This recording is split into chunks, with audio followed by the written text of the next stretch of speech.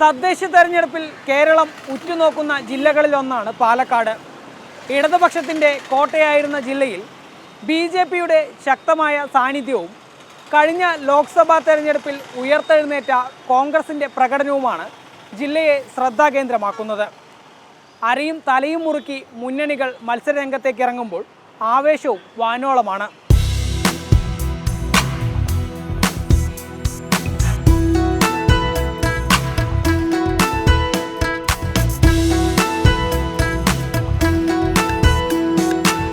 കേരളത്തിലെ കാർഷിക ജില്ലകളിലൊന്നായ പാലക്കാട് തദ്ദേശ തെരഞ്ഞെടുപ്പുകളിൽ കൂടുതലും ഇടതുപക്ഷത്തോടാണ് ആഭിമുഖ്യം കാണിച്ചിട്ടുള്ളത്. 2015 തെരഞ്ഞെടുപ്പിൽ ജില്ലാ പഞ്ചായത്തിൽ 30-ൽ 27-ഉം 13 ബ്ലോക്ക് പഞ്ചായത്തുകളിൽ 11-ഉം 88 ഗ്രാമപഞ്ചായത്തുകളിൽ 71-ലും ഭരണം ഇടതുപക്ഷത്തിനായിരുന്നു. എന്നാൽ 7 നഗരസഭകളിൽ പട്ടാമ്പി, മണ്ണാർക്കാട്, ചെർപ്പളശ്ശേരി, ചിറ്റൂർ, തത്തമംഗലം എന്നിവ UDF സ്വന്തമാക്കിയപ്പോൾ ഷൊർണൂർ, ഒറ്റപ്പാലം എന്നിവ മാത്രമാണ് ഇടതുപക്ഷത്തിന് മേൽക്കോയ്മ നൽകിയത്. പാലക്കാട് നഗരസഭയാവട്ടെ BJPക്കൊപ്പം നിന്ന് ചരിത്രം സൃഷ്ടിച്ചു. 5 വർഷം കഴിയുമ്പോൾ സാഹചര്യം ഇതല്ല. 1.5 വർഷം മുൻപ് നടന്ന ലോക്സഭാ തെരഞ്ഞെടുപ്പിൽ ജില്ലയിലെ 2 മണ്ഡലങ്ങളും ഇടതുപക്ഷത്തെ കൈവിട്ടു. BJP മികച്ച പ്രകടനം നടത്തി ശക്തമായ സാന്നിധ്യമായപ്പോൾ UDF നേട്ടം കൊയ്തു. ലോക്സഭാ തെരഞ്ഞെടുപ്പിന് ശേഷം 2ാം പ്രളയവും കൊറോണയും സ്വർണ്ണക്കടത്തും ലൈഫ് മിഷൻ അഴിമതിയും KSFയും മയക്കുമരുന്ന് കേസുമൊക്കെ കേരളത്തിൽ കത്തി നിൽക്കുന്ന ഈ വേളയിൽ തെരഞ്ഞെടുപ്പിലും ഇവയൊക്കെ ചർച്ചാ വിഷയം തന്നെയാണ്. കൂടാതെ നിരവധി പ്രാദേശിക വിഷയങ്ങളും തെരഞ്ഞെടുപ്പിൽ ചർച്ച ചെയ്യപ്പെടുന്നു.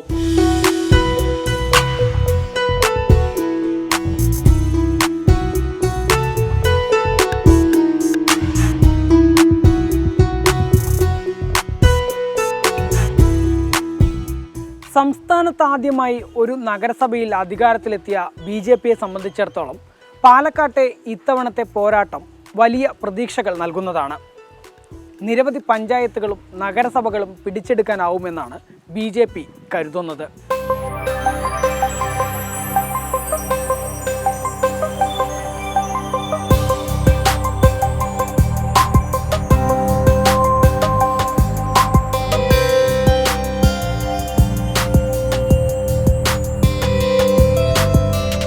പാലക്കാട് നഗരസഭ കേരളത്തിൽ BJP ആദ്യമായി അധികാരത്തിലേറിയ നഗരസഭ. നഗരസഭയിലെ വികസന പ്രവർത്തനങ്ങൾ ഉൾപ്പെടെ ചൂണ്ടിക്കാട്ടി തന്നെയാണ് ജില്ലയിൽ BJP തെരഞ്ഞെടുപ്പിനെ നേരിടുന്നത്. 200 കോടിയിലേറെ രൂപ ചെലവഴിച്ച് നടത്തിയ അമൃത് പദ്ധതി നഗരത്തിൻ്റെ മുഖച്ഛായ തന്നെ മാറ്റി.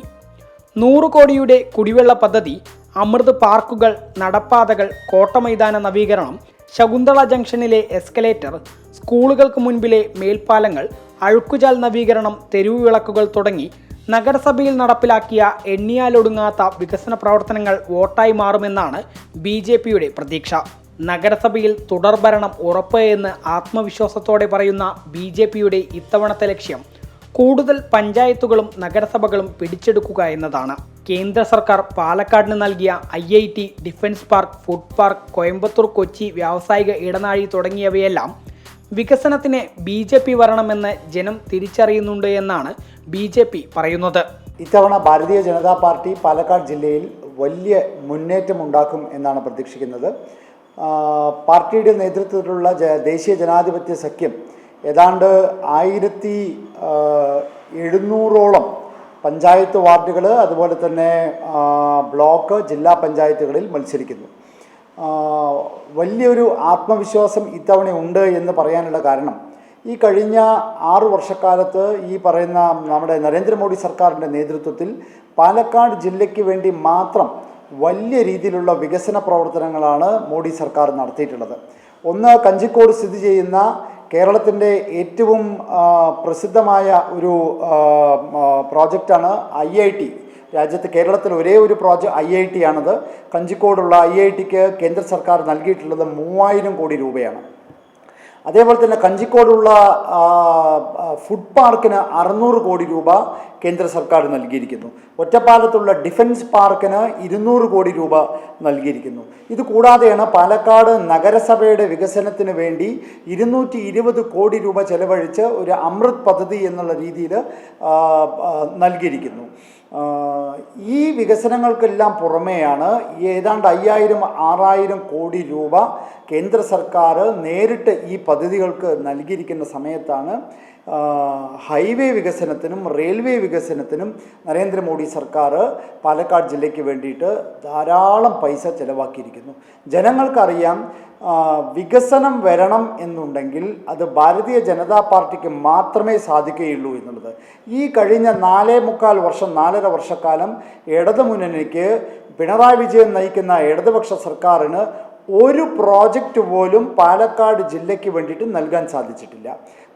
പ്രോജക്റ്റ് ഒന്നും നൽകാൻ സാധിച്ചിട്ടില്ല എന്ന് മാത്രമല്ല, ഇവിടുത്തെ ഇടതുപക്ഷ നേതാക്കന്മാർ UDFുമായി ചേർന്ന് പാലക്കാട് നഗരസഭയിലുള്ള വികസനം മുടക്കുന്ന ഒരു നിലപാടാണ് എടുത്തിട്ടുള്ളത്. പാലക്കാട് നഗരത്തിൽ നമുക്കറിയാം 1965 ഉണ്ടാക്കിയിട്ടുള്ള കുടിവെള്ള പദ്ധതി ഏതാണ്ട് 50 വർഷത്തിന് ശേഷം ആ പൈപ്പുകളെല്ലാം മാറ്റിക്കൊണ്ടിരിക്കുന്നു. ഡ്രെയിനേജുകൾ, ഫുട്പാത്തുകൾ, ഫുട് ഓവർ ബ്രിഡ്ജുകൾ, അതുപോലെ തന്നെ ദക്ഷിണേന്ത്യയിലെ ആദ്യത്തെ ക്യാമറ നഗരം, കേരളത്തിലെ ആദ്യത്തെ സൈക്കിൾ ട്രാക്ക്, അതുപോലെ തന്നെ നടപ്പാതകൾ, നവീകരിച്ച 10-23 പാർക്കുകൾ, അതിൽ 13 ഉദ്ഘാടനം കഴിഞ്ഞു, നവീകരിച്ച കോട്ടമൈതാനത്തിൻ്റെ സംവിധാനങ്ങൾ, അങ്ങനെ പാലക്കാട് നഗരത്തിൻ്റെ മുഖച്ഛായ തന്നെ മാറ്റാനുള്ള വികസന പ്രവർത്തനങ്ങൾ ഭാരതീയ ജനതാ പാർട്ടി നടത്തുന്ന സമയത്താണ് ഇവിടുത്തെ ഇടതുപക്ഷവും വലതുപക്ഷവും UDFും കൂടി ചേർന്ന് ഇതെല്ലാ വികസനവും മുടക്കുന്ന ഒരു നിലപാടിലേക്ക് അവർ വന്നിട്ടുള്ളത്. ഭാരതീയ ജനതാ പാർട്ടി ഇത്തവണ വലിയ മുന്നേറ്റം ഈ ജില്ലയിൽ നടത്തും എന്ന് വളരെ വളരെ ആത്മവിശ്വാസമുണ്ട്. കാരണം ജനങ്ങൾ മനസ്സിലാക്കിയിരിക്കുന്നു വികസനം വരണം എന്നുണ്ടെങ്കിൽ അത് ഭാരതീയ ജനതാ പാർട്ടിയിലൂടെ മാത്രമേ അത് സാധിക്കുകയുള്ളൂ എന്നുള്ളത്. പ്രധാനമന്ത്രി ആവാസ് യോജനയിൽ പാലക്കാട് നഗരസഭയിൽ മാത്രം ആയിരക്കണക്കിന് വീടുകളാണ് നിർമ്മിച്ചിട്ടുള്ളത്. കിസാൻ സമ്മാൻ നിധി, തെരുവോര കച്ചവടക്കാർക്കുള്ള ധനസഹായം, മുദ്രാ ലോൺ, ജൽജീവൻ മിഷൻ തുടങ്ങി എണ്ണിയാലൊടുങ്ങാത്ത കേന്ദ്ര പദ്ധതികളെല്ലാം BJPയുടെ പ്രചരണ വിഷയമാണ്. മുത്തലാഖിൽ മൊഴിചൊല്ലപ്പെട്ട് ജീവിതം പെരുവഴിയിലായ വനിത മുത്തലാഖിനെതിരെ കേന്ദ്ര സർക്കാർ നിയമം കൊണ്ടുവന്നതിൽ ആകൃഷ്ടയായി BJP സ്ഥാനാർത്ഥിയായി മത്സരിക്കുന്നത് പാർട്ടിക്ക് അഭിമാനമാണ്. കൂടാതെ സ്ഥാനാർത്ഥികളായി മത്സരിക്കുന്നവരിൽ നിരവധി ആളുകൾ മുസ്ലിം വിഭാഗത്തിൽ നിന്നുള്ളവരാണ് എന്നതും കൂടുതൽ സ്ത്രീകളും യുവാക്കളും മത്സര രംഗത്തുണ്ട് എന്നതും BJPയുടെ കരുത്താണ്. പാലക്കാട് നഗരസഭയ്ക്ക് പുറമെ ഷൊർണൂർ, ഒറ്റപ്പാലം നഗരസഭകൾ BJPക്ക് പ്രതീക്ഷയേകുന്നുണ്ട്. അകത്തേത്തറ, മലമ്പുഴ, കൊല്ലങ്കോട്, വടവന്നൂർ, മുതലമട, അമ്പലപ്പാറ, വാണിയംകുളം, ലക്കിടി തുടങ്ങി നിരവധി പഞ്ചായത്തുകളിലും BJP ശക്തമായ സാന്നിധ്യമാണ്. കഴിഞ്ഞ തെരഞ്ഞെടുപ്പിലേതിനെ അപേക്ഷിച്ച് BDJSും ഒപ്പമുണ്ട് എന്നത് NDAക്ക് കൂടുതൽ കരുത്തേകുന്നു. LDF, UDF മുന്നണികൾക്ക് മുൻപ് സ്ഥാനാർത്ഥി പ്രഖ്യാപനം നടത്തിയ NDAയിൽ വിമതശല്യങ്ങളോ ഉൾപാർട്ടി പ്രശ്നങ്ങളോ ഇല്ലാത്തതിനാൽ പ്രചരണത്തിലും മുൻപന്തിയിൽ തന്നെ.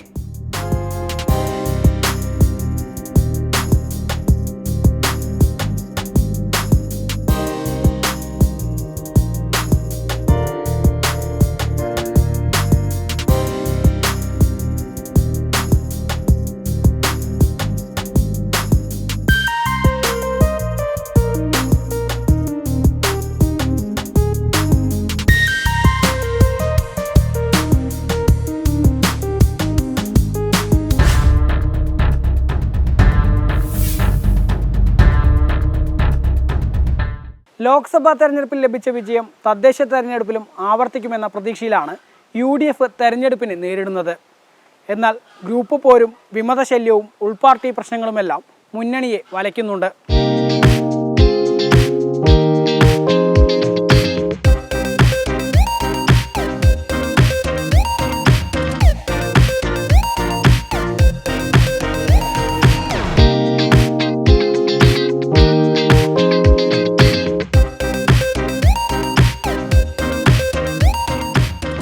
ഇത്തവണ പാലക്കാട് നഗരസഭ ശക്തമായി തിരിച്ചുപിടിക്കും. കഴിഞ്ഞ തവണ കോൺഗ്രസിലും ചില്ലറ അഭിപ്രായ വ്യത്യാസം ഉണ്ടായി, സ്ഥാനാർത്ഥികളത്തിലൊക്കെ ഒരു പിഴവുണ്ടായി. ആ തിരിച്ചടിയൊക്കെ ഉൾക്കൊണ്ടുകൊണ്ട്, ആ പാഠം ഉൾക്കൊണ്ടുകൊണ്ട് ഇത്തവണ ഞങ്ങൾ നേരത്തെ തന്നെ എല്ലാ ഒരുക്കങ്ങളും പൂർത്തിയാക്കിയിരിക്കുകയാണ്. സ്ഥാനാർത്ഥി നിർണയത്തിലും ഉൾപാർട്ടി പ്രശ്നങ്ങൾ പരിഹരിക്കുന്നതിലും കഴിഞ്ഞ തവണ പിഴവ് പറ്റിയെന്നും എന്നാൽ ഇത്തവണ അതെല്ലാം പരിഹരിച്ചാണ് UDF മത്സരരംഗത്തേക്ക് ഇറങ്ങിയിരിക്കുന്നത് എന്ന് DCC പ്രസിഡന്റ് VK ശ്രീകണ്ഠൻ മാധ്യമങ്ങളോട് പറഞ്ഞതിന് പിറ്റേന്ന് തുടങ്ങിയതാണ് UDFനുള്ളിലെ പൊട്ടിത്തെറികൾ.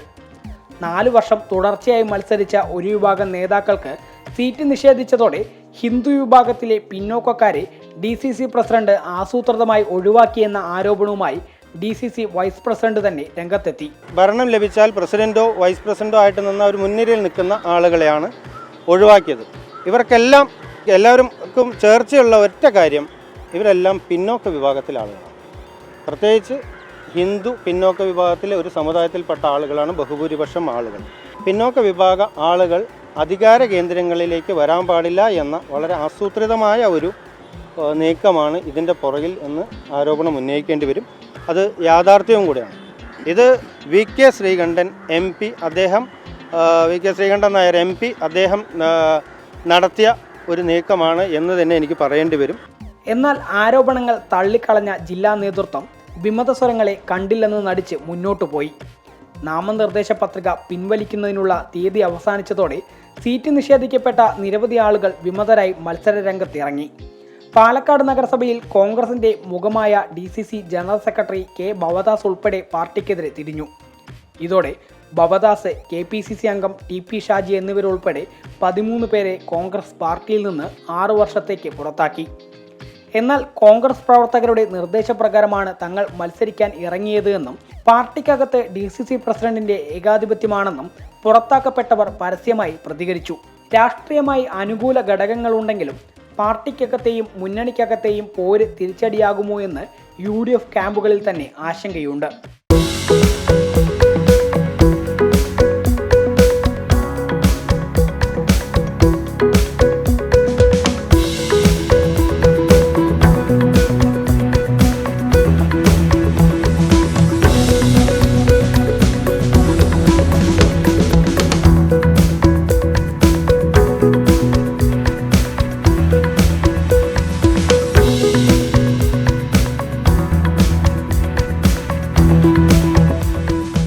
ലോക്സഭാ തെരഞ്ഞെടുപ്പിലേറ്റ കനത്ത തിരിച്ചടി, സംസ്ഥാനത്ത് ഒട്ടുക്ക് നിലനിൽക്കുന്ന പ്രതികൂല കാലാവസ്ഥ, വാളയാർ മുതൽ പറമ്പിക്കുളം വരെ നീണ്ടു നിൽക്കുന്ന സമരങ്ങൾ. ഇടതുമുന്നണിയെ സംബന്ധിച്ചിടത്തോളം ഇത്തവണത്തെ തെരഞ്ഞെടുപ്പ് ജീവൻ മരണ പോരാട്ടമാണ്. എപ്പോഴും ചുവക്കാറുള്ള മണ്ണിലെ ചുവപ്പ് മായാതെ കാക്കണം.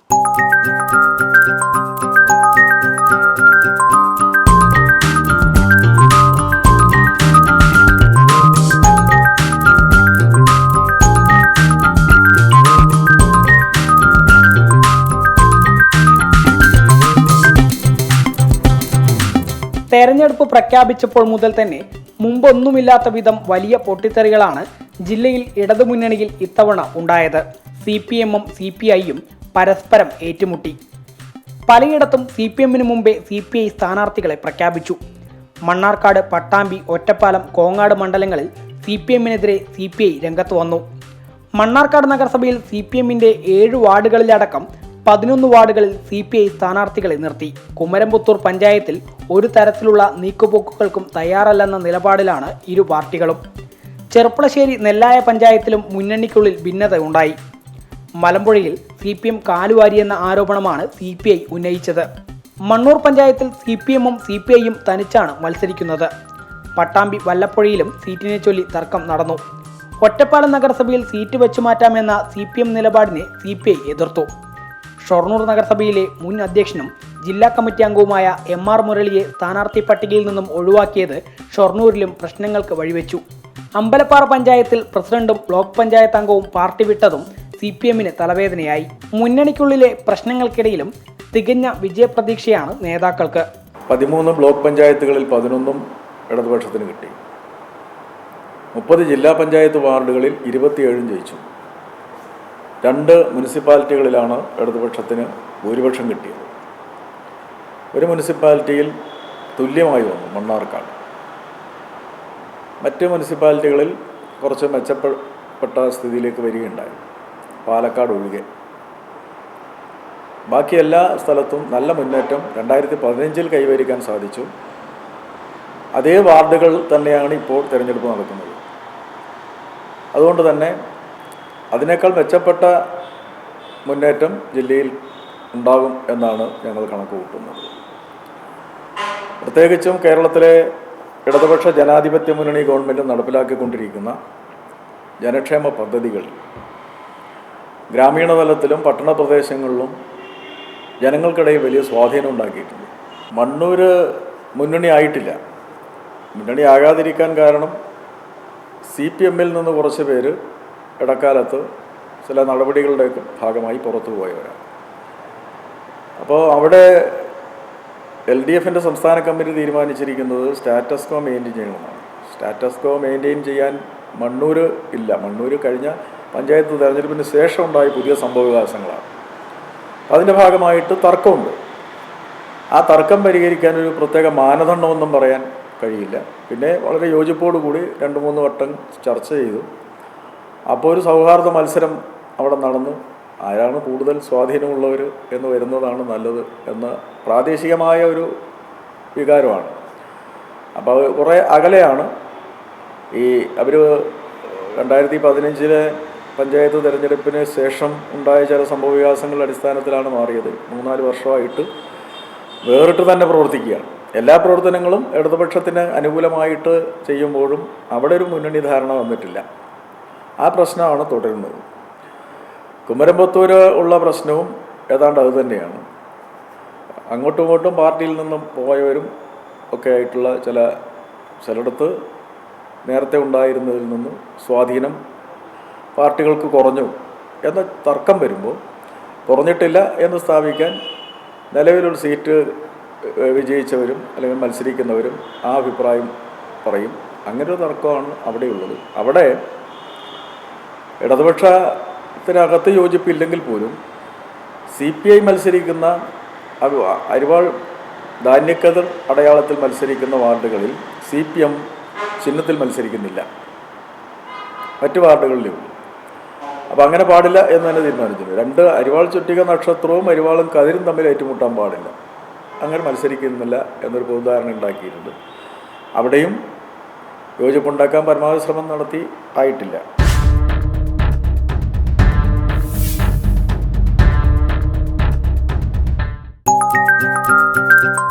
ചിലയിടങ്ങളിൽ പ്രശ്നങ്ങൾ പറഞ്ഞു പരിഹരിച്ചുവെങ്കിലും മുതലമട പഞ്ചായത്തിൽ മുൻ ബ്രാഞ്ച് സെക്രട്ടറിയും പഞ്ചായത്ത് അംഗവുമായ M താജുദ്ദീനിൻ്റെ നേതൃത്വത്തിൽ സേവ് CPM ഫോറം എന്ന പേരിൽ ഒരു വിഭാഗം പാർട്ടിക്കെതിരെ മത്സരരംഗത്തുണ്ട്.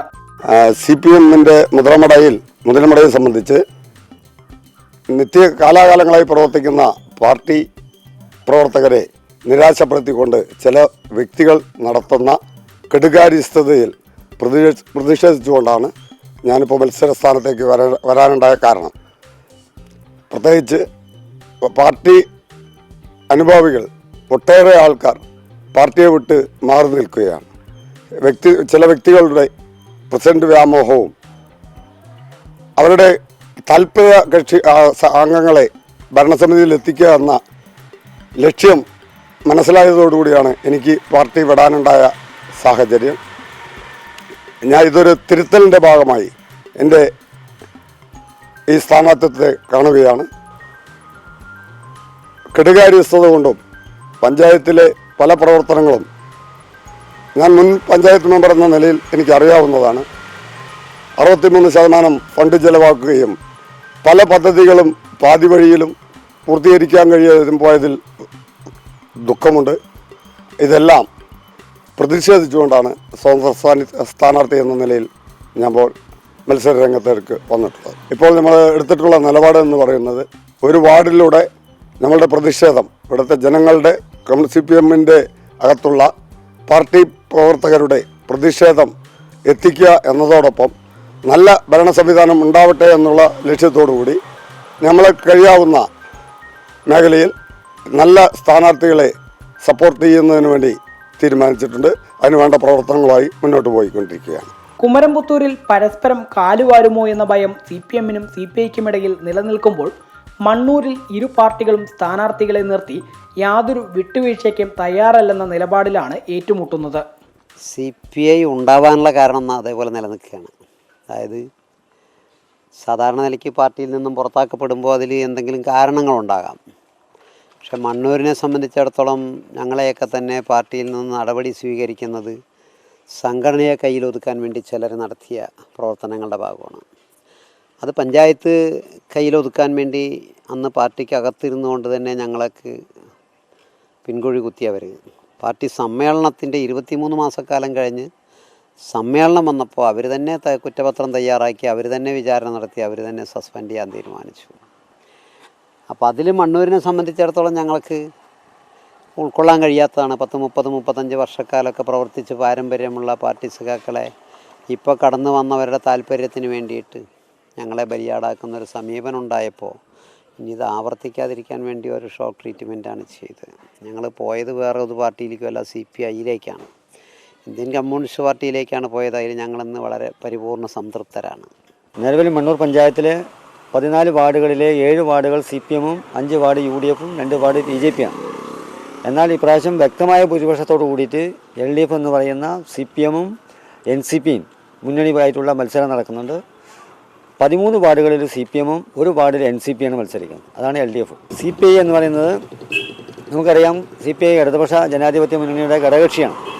പക്ഷേ പാലക്കാട് ജില്ലയുടെ CPM-ൻ്റെ ജില്ലാ സെക്രട്ടറിയും CPI-യുടെ ജില്ലാ സെക്രട്ടറിയും ഉൾപ്പെടുന്ന ആളുകൾ 2 തവണ ചർച്ച നടത്തി. CPM എന്ന് പറയുന്ന രാഷ്ട്രീയ പാർട്ടി എല്ലാ വിട്ടുവീഴ്ചകൾക്കും തയ്യാറായിരുന്നു. പക്ഷേ CPI എന്ന് പറയുന്നത് അവർക്ക് തനിയെ മത്സരിക്കണം, അവർ കൃത്യമായ എല്ലാ വാർഡുകളിലും മത്സരിക്കുമെന്നുള്ള ഒരു ധാർഷ്ട്യത്തോടു കൂടിയിട്ടാണ് അവരുടെ നിലപാട്. അത് CPI-യുടെ രാഷ്ട്രീയ അറിവില്ലായ്മയാണ്. കേരളത്തിലെമ്പാടും CPM-ഉം CPI-യും RSPയും അതുപോലെ തന്നെ ഘടകകക്ഷികളുണ്ട്. മാന്യമായ സീറ്റുകളും മാന്യമായ സ്ഥാനങ്ങളും അധികാരത്തിൽ വന്നു കഴിഞ്ഞാൽ, ഭരണത്തിൽ വന്നു കഴിഞ്ഞാൽ കൊടുക്കുന്ന പാർട്ടിയാണ് CPM. അത് മണ്ണൂരിലെ CPI-യുടെ അറിവില്ലായ്മയായിട്ടാണ് CPM-യുടെ സെക്രട്ടറി എന്ന നിലയ്ക്ക് മറുപടിയാണ്. മുന്നണിക്കുള്ളിലെ പ്രശ്നങ്ങൾ ഒരു ഭാഗത്ത് തുടരുമ്പോൾ വാളയാർ പെൺകുട്ടികളുടെ നീതി നിഷേധം, പറമ്പിക്കുളത്തെ വനവാസികളുടെ വഴിസമരം, നെന്മാറ പഞ്ചായത്തിലെ കുടുംബശ്രീ തട്ടിപ്പ്, അകത്തേത്തറ പഞ്ചായത്തിലെ പീഡനം, ജില്ലയിലെ കിഴക്കൻ മേഖലയിലെ കുടിവെള്ള പ്രശ്നം, ഷൊർണൂർ MLA PK ശശിക്കെതിരായ പീഡന പരാതി തുടങ്ങി നിരവധി വിഷയങ്ങളും തെരഞ്ഞെടുപ്പിൽ ഇടതുപക്ഷത്തെ പ്രതിരോധത്തിലാക്കുന്നുണ്ട്. അതുകൊണ്ട് തന്നെ ജില്ലയിൽ പലയിടത്തും പാർട്ടി ചിഹ്നം ഉപേക്ഷിച്ചാണ് CPM മത്സരിക്കുന്നത്.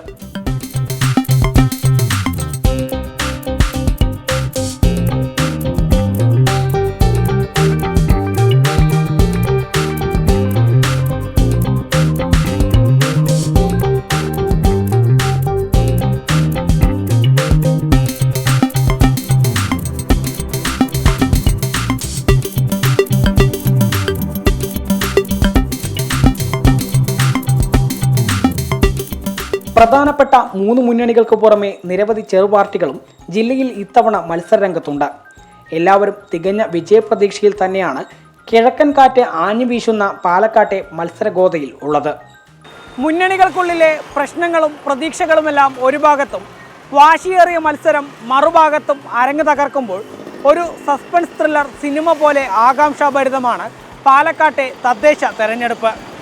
ഈ മത്സരത്തിൽ ആരൊക്കെ വാഴും ആരൊക്കെ വീഴുമെന്നറിയാൻ ഈ മാസം 16 വരെ കാത്തിരിക്കാം.